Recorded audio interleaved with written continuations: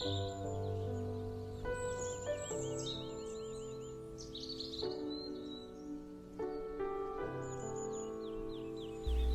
it going, fellow traders? It's Magic Trader here, and this is the CFTC report for the data that was recorded on September 17, 2019. Here's a snapshot of the positions held by the institutions as of that date. And let's start by taking a look at gold. What do we see here with gold? We see that the institutions took some profits. Okay, we were back here September 3rd at highs of 365,000, aggressive with their positions, and what we were expecting was some profits to be taken, especially since supply was hit. And so that is exactly what took place. Profits were taken, a reduction from 365 to 334. Now we've since seen an increase in longs, but what have we seen on the charts as well? A rally upwards, all right? And we were expecting this. If you take a look at the Market Observation Journal, you'll see under gold that we were expecting a push upwards through some supply that was there on the daily chart. And so this is just perfectly in line with what we were expecting from gold. Still expecting a move to the downside, a larger move to the downside to take place. All right, so now we have oil. And right here before the big rally from news, we see, take a look, September 3rd, 508 to 527 to 530. That's a big increase from 508 to 530, all leading up to the big rally that took place. So, did they know about the airstrikes before it happened, or were they just following what the market was going to do anyways? Because we had supply here that was untouched. Price came up to it, hit it, lured all the retail longs into buying, and then hit supply, and then dropped price like that. So very interesting how things are playing out. And then the lead up towards the big rally up into supply, they start to increase shorts.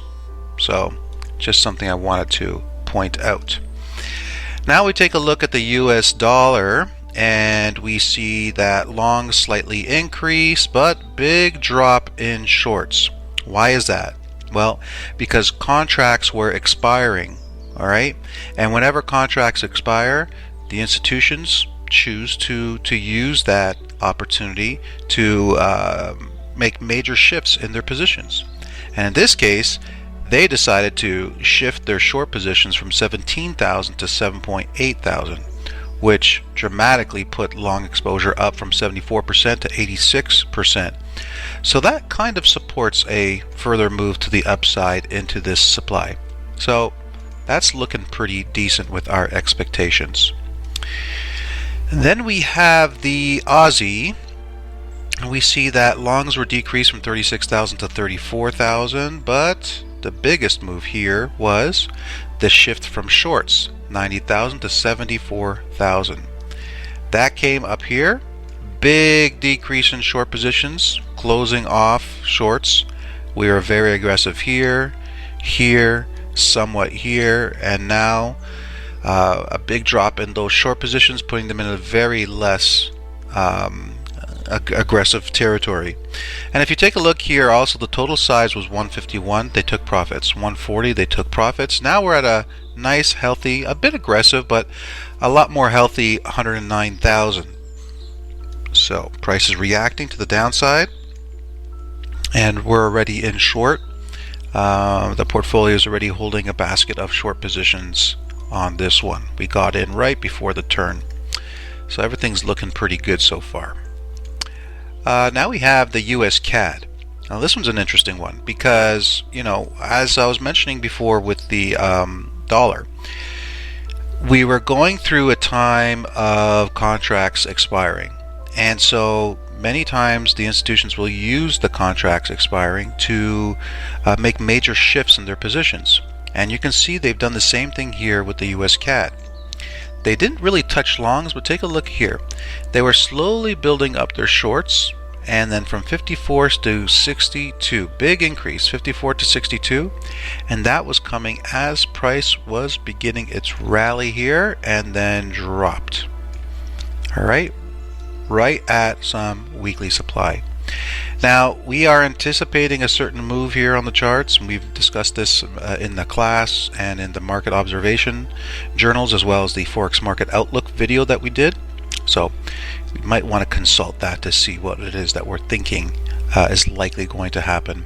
But what we're seeing here is they're strong with shorts, causing the rally up with profit taking, strong with shorts. So we'll see what happens next. US Swiss franc, what do we see here?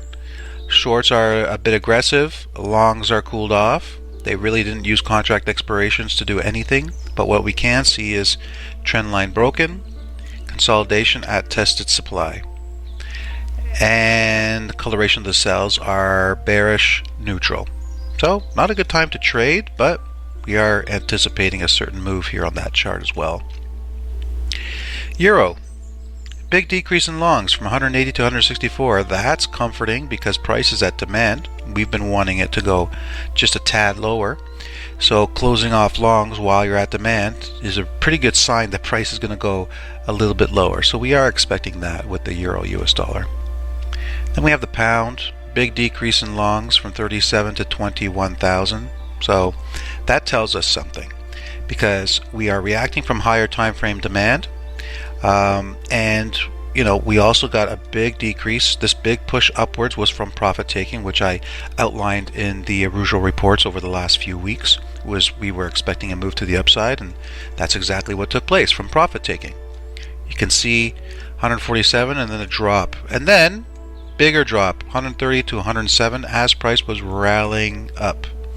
They've since removed their opposing supply, which opens up a door for a push even higher.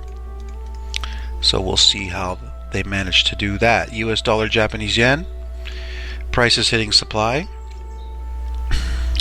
Longs increase to get price up into supply. And then they close off some shorts from 56 to 50,000. Bottom line is you can see that there's been a shift here from them being bullish to being bearish. Sentiment is bearish, so we're looking to take shorts on this one, and we've already got a plan to engage in this chart. And last but not least, we got the Kiwi dollar. They use contract expirations to close off a large portion of longs from 22,000 to 15,000, and then slightly reduce shorts. And that came as price was just about to drop, closing off longs, and then the big drop. They're already very extended with their short positions, so we're not seeing them add much more to shorts, but they were closing off longs in preparation for the bigger drop. We are expecting more lows to come, and so far everything we're seeing is exactly what we have been anticipating. Alright, ladies and gentlemen, that's your CFTC report for September 17th. If you have any questions, you can email me, or reach me at www.whiteoakfx.com. Have yourself a great week. Take care.